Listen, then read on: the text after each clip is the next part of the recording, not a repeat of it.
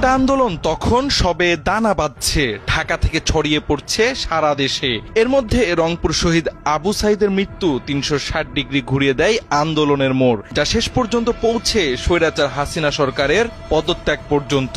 দেশের সংকটপূর্ণ এ সময়ে আন্দোলনের প্রত্যক্ষ ও পরোক্ষভাবে মাঠে নামে এদেশের সাধারণ আলেমোলামা ও কওমি মাদ্রাসার ছাত্ররা। কৌশলগতভাবেই শুরুতে জুব্বা পাঞ্জাবি পরে মাঠে নামেননি তারা। কোনোভাবেই হাসিনা সরকার যেন যৌক্তিক এই আন্দোলনকে জঙ্গি আন্দোলন হিসেবে না দেখাতে পারে সে বিষয়ে সর্বোচ্চ সতর্কতার পরিচয় দিয়েছেন আলেমোলামারা। কিন্তু আন্দোলন গভীর হতে শুরু করলে ছদ্মবেশ ভেঙে সরাসরি জুব্বা টুপি নিয়েই মাঠে নামেন। কোনো লুকোচুরি নেই কোনো সংশয় সন্দেহ। অন্যায়ের প্রতিবাদকে ইমানি দায়িত্ব জ্ঞান করে বুক চিতিয়ে দাঁড়িয়ে গেছেন সবাই।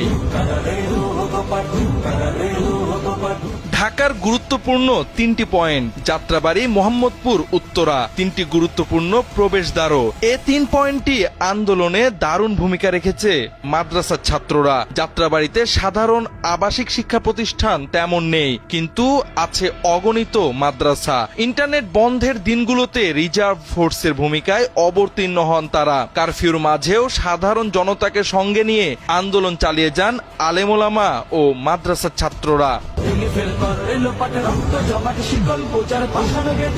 উত্তরায় প্রাইভেট ছাত্রদের সঙ্গে মাঠে নেমেছিল বাড়িধারা থেকে শুরু করে উত্তরার অগণিত মাদ্রাসার ছাত্র। ১৫-১৬ তারিখ যখন প্রাইভেট বিশ্ববিদ্যালয়ের ছাত্ররা মাঠে নামে, তখন নতুন বাজারে আন্দোলনকারী ছাত্রদের জন্য পানি ও শরবতের ব্যবস্থা করেন বাড়িধারা মাদ্রাসার ছাত্ররা। প্রশাসনিক বাধা আসলেও ছাত্রদের সহযোগিতা ও মাঠে প্রতিরোধ গড়ে তোলা থেকে পিছপা হননি তারা।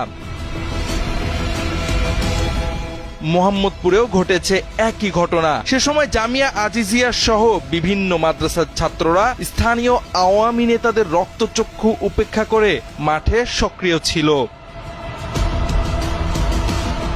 শুধু মাঠেই না, আন্দোলনের শুরু থেকে জনমত গড়তে অনলাইন অফলাইনে চেষ্টা চালিয়ে গেছেন। জুমার আলোচনায় জুলুমের বিষয় স্পষ্ট বক্তব্য দিয়েছেন। সে সময় রাজধানীর বেশ কজন খতিবকে জোরপূর্বক দায়িত্ব থেকে অব্যাহতি ও পুলিশের জেরার মুখোমুখি করা হয়। তাছাড়া আলেমোলামা ও মাদ্রাসার ছাত্রদের এই আন্দোলন শুধু ঢাকাতেই থেমে থাকেনি, মাঠে নেমেছে চট্টগ্রামের হাটহাজারী, পটিয়া থেকে শুরু করে দেশের আনাচে কানাচে ছড়িয়ে থাকা বহু মাদ্রাসার ছাত্র ও শিক্ষকরা।